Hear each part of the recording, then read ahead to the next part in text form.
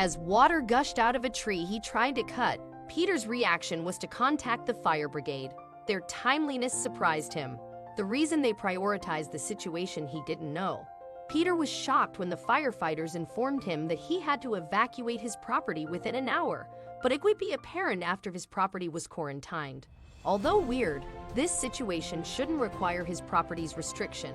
Peter's family required an explanation, which the firefighter squad failed to provide. Fortunately, Peter knew the exact person to call, so he called as they packed. Later, Peter would come to realize the reason his estate was restricted. But how did so much water flow from the lonely tree? And what made the local government authority care so much about it? Peter wasn't a newbie to felling. On his property, there were enough trees to keep him occupied forever, though Peter only required a few to maintain the fireplace every winter. Until today, he has had no issues with it. Usually, Peter uses his truck to travel through the woods to the large woodland on his estate. Trekking would waste time, but his annual winter journey for firewood would end differently this year.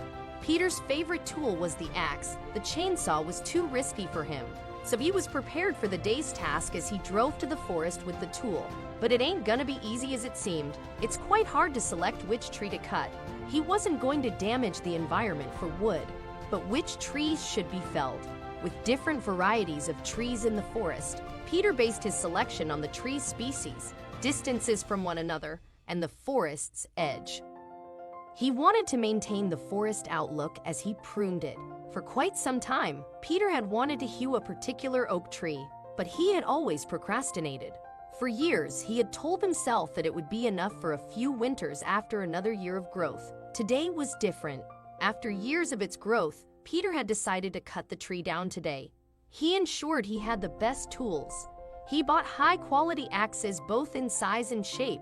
He wanted to get a chainsaw, but he relented. Truthfully, Peter never wanted to get a better tool, but from interactions with friends and professionals, he figured out that he had to at least use the best primitive tools, as a chainsaw was out of consideration for him.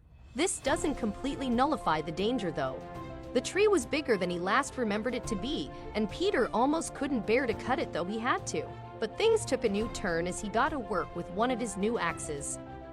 Blow after blow, the tree didn't seem to have received much damage. He invested more effort as he continued hacking, though with little progress. Peter thought about whether he had overrated his ability. Using all his strength, Peter lunged as he chopped at the tree. Eventually, he hit it deep. Though it wasn't satisfactory, it is still progress, as he might be able to push it down after chopping deeper.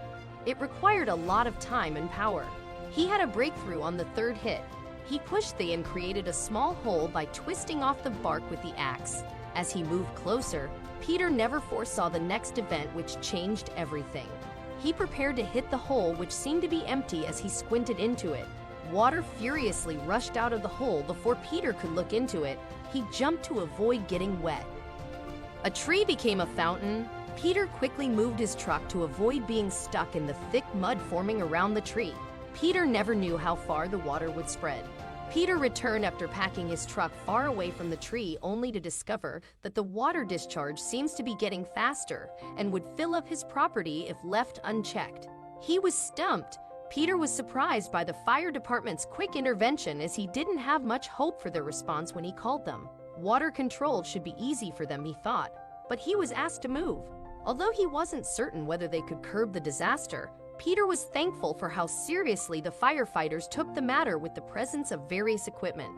While on phone, he was required to desert the tree area as they decided to meet on a road a safe distance from the tree. Peter ensured to take a picture of the tree as he left. As he arrived later than the fire truck at the edge of his estate, Peter could hear the loud sirens as well as see the flashing lights along the road. The hole seemed easy to seal, but why did they seem to be worried while rushing to his property? The fire brigade chief, alongside at least 5 firefighters, departed the truck. The chief required Peter to stay and narrate how the incident occurred as others headed for the tree. After getting the description from Peter and seeing the small water stream forming on the property. With his property endangered, Peter wanted to help, not to stay away, but the chief required him to stay and explain himself. After Peter's narration, he was told that his estate would immediately be restricted for at least a week, and he had an hour to pack away with his family. The chief couldn't be bothered to entertain Peter's many questions. He went to join the others as Peter drove home. Peter, while on the way, called his wife to start packing and promised to explain when he got home. Peter wasn't certain where his family would go.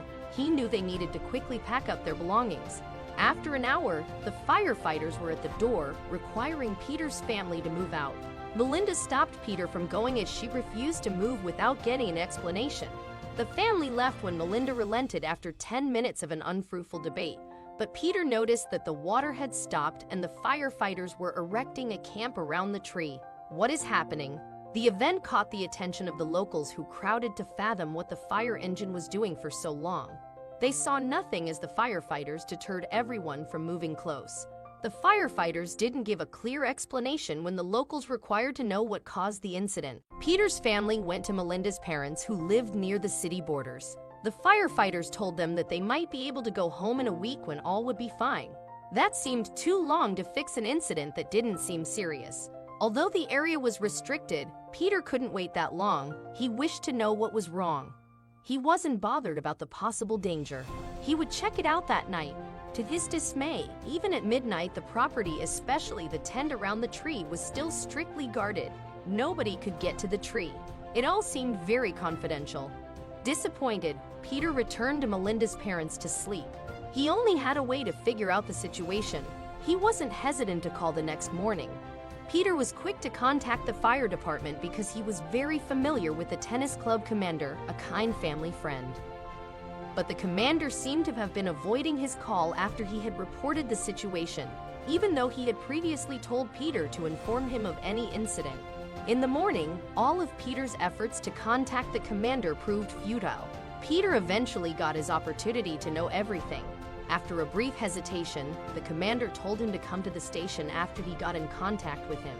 Before getting there, though he tried, Peter had no sensible explanation for what was going on with his estate. Thankfully, the commander seems to have one. On arrival, he was guided to the office where the commander awaited him on the second floor. The commander was serious, and he had a map of the area on his desk, on which Peter was quick to spot his estate even before greeting.